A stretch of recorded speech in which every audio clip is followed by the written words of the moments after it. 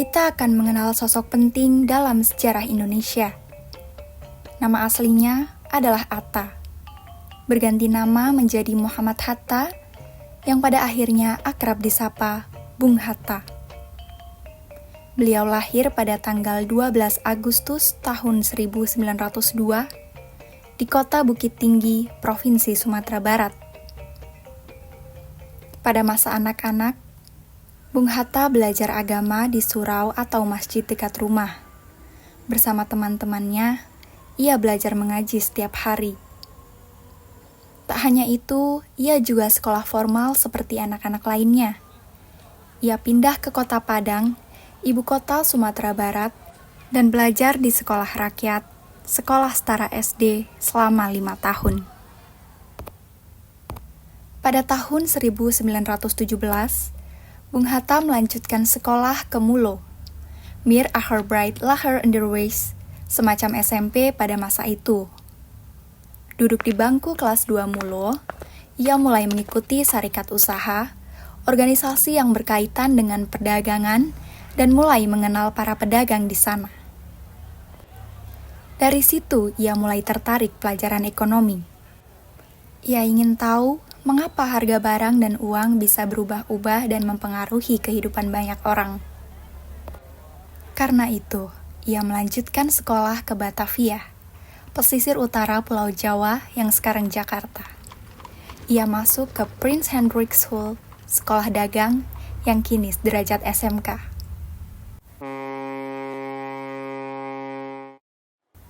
Di usianya yang masih belia, 16 tahun, Bung Hatta berkontribusi di organisasi pemuda Sumatera yang bernama Young Sumatrane Bonds dan dipercaya menjadi bendahara.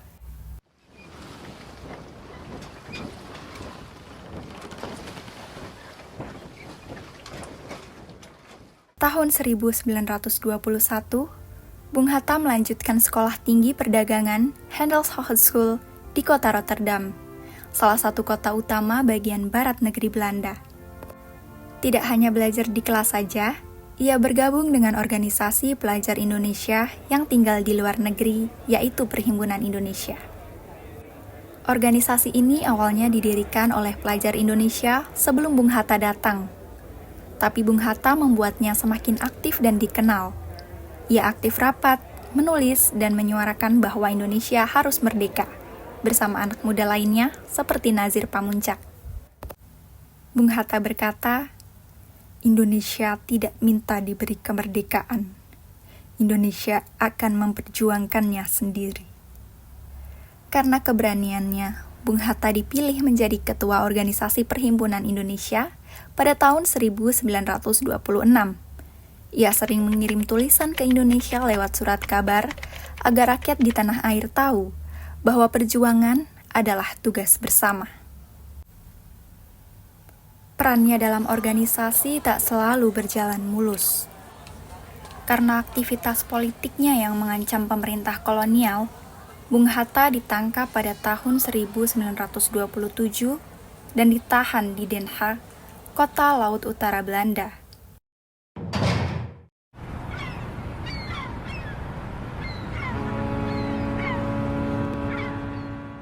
Bung Hatta kembali ke tanah air pada 1932 dan bergabung organisasi Partai Nasional Indonesia Baru yang tujuan utamanya adalah Indonesia Merdeka. Di bawah kepemimpinan Bung Hatta dan Sultan Syahrir, PNI Baru lebih mengutamakan pendidikan politik sosial dibanding aksi massa untuk mencapai tujuan. Aktivitas politiknya dipantau secara ketat oleh pemerintah kolonial Hindia Belanda. Puncaknya, pada Februari 1934, ia ditangkap dan ditahan di Rutan Glodok di Batavia bagian barat. Bung Hatta menjadi tersangka akibat tulisan-tulisannya dalam majalah Daulat Rakyat yang menyulut Indonesia Merdeka. Selama 9 bulan di penjara, Bung Hatta tetap menulis dan mengarang buku. Salah satunya adalah Krisis Ekonomi dan Kapitalisme yang diterbitkan Daulat Rakyat. Pada tahun 1935, Bung Hatta bersama tahanan PNI Baru seperti Syahrir dan Bondan dibawa ke pelabuhan Tanjung Priok, ujung Batavia, untuk terus berangkat dengan kapal KPM Melchior Trup jurusan Bovendigul, sebuah kabupaten di bagian timur laut Provinsi Papua Selatan. Sampai di Tanah Merah, ibu kota Bovendigul, Bung Hatta hanya gundah bagaimana membawa buku-bukunya ke pengasingan.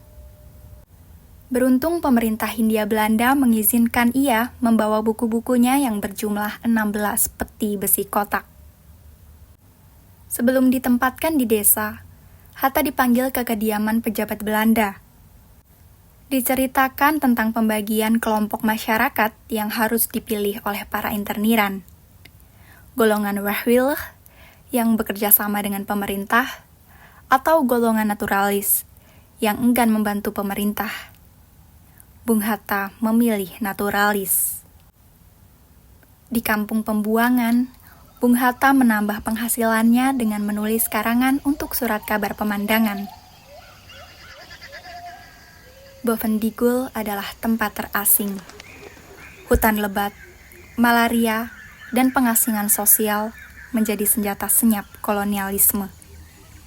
Namun Bung Hatta tetap teguh. Ia mendidik sesama tahanan, menulis, dan berdiskusi. Ia yakin, tubuhnya boleh dibuang, tapi pikirannya tetaplah bebas. Pindah ke Banda Neira yang terletak di bagian tenggara Kepulauan Maluku Tengah pada 1935, Bung Hatta juga tidak lepas mengisi waktu dengan buku-bukunya. Ia tidak ditempatkan di rumah tahanan, melainkan di rumah Dr. Cipto Mangunkusumo bersama Mr. Iwa Kusuma Sumantri yang lebih dulu diasingkan di Banda. Mr. Iwa pada akhirnya menjadi sahabat Bung Hatta hingga akhir hayat. Masa pengasingan di Banda Neira berakhir pada Februari 1942. Tetapi, apakah Hatta terbebas dari interniran? Belum. Tempat interniran Hatta berpindah ke Sukabumi, Jawa Barat. Saat Jepang datang pada tahun 1942 di Banten, Pulau Jawa bagian barat, Bung Hatta berkontribusi dalam Jawa Hokokai sebagai Wakil Ketua Dewan Jawa Hokokai. Jawa Hokokai merupakan organisasi bentukan Jepang untuk menghimpun pribumi agar membantunya di Perang Pasifik. Sebelum menjabat wakil dewan, ia sempat ke Jepang, tepatnya ke Tokyo, ibu kota yang terletak di ujung teluk Tokyo, untuk mempelajari Nippon Seishi, merujuk pada semangat atau jiwa Jepang yang terkait nasionalisme, patriotisme, dan militeristik. Tugas ini merupakan tugas berat karena diperlukan intelektual cerdas, dan Hatta adalah orang yang tepat menurut Jepang. Tapi Hatta berpikiran lain. Ia dibawa ke Jepang bukan sepenuhnya untuk dijadikan utusan, tapi sebagai orang yang dibuang karena Jepang tidak ingin di Indonesia ada pergerakan.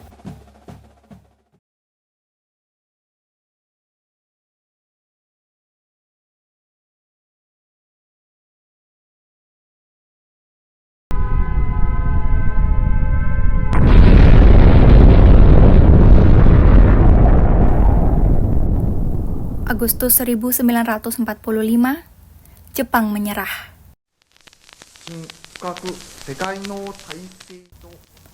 Mendengar berita kekalahan Jepang dalam Perang Dunia Kedua, golongan muda mendesak Bung Hatta dan para tokoh tua untuk segera memproklamasikan kemerdekaan.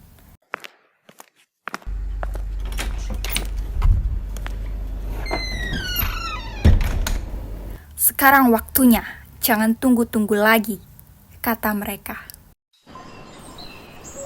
Pada tanggal 16 Agustus tahun 1945, di pagi hari, Bung Hatta dan Bung Karno diculik oleh golongan muda ke sebuah kota kecil bernama Rengas Dengklok.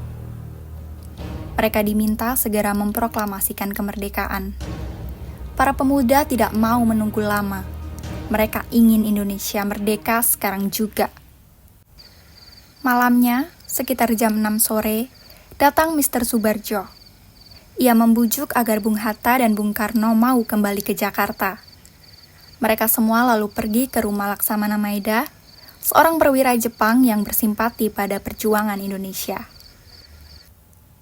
Di sebuah ruangan, Bung Hatta, Bung Karno, Soebardjo, Soekarni, Sayuti Melik, dan beberapa tokoh muda merumuskan naskah proklamasi.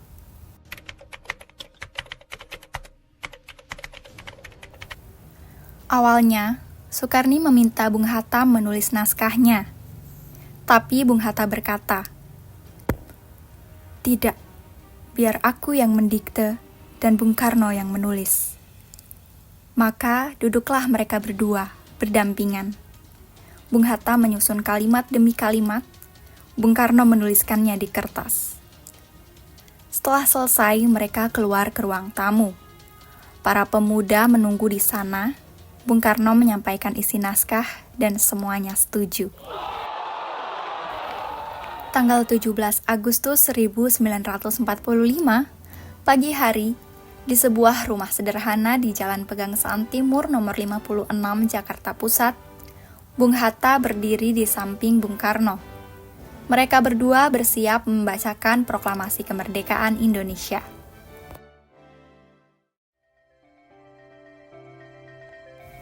Dari Bung Hatta, kita belajar bahwa perjuangan bisa dilakukan lewat pikiran, tulisan, dan ketekunan. Ia menunjukkan bahwa ilmu, kejujuran, dan cinta tanah air bisa menjadi kekuatan besar. Di masa sekarang, kita pun bisa ikut berjuang dengan belajar sungguh-sungguh dan berbuat baik untuk sesama. Mari, kita jadi generasi yang berani, jujur, dan peduli, seperti Bung Hatta.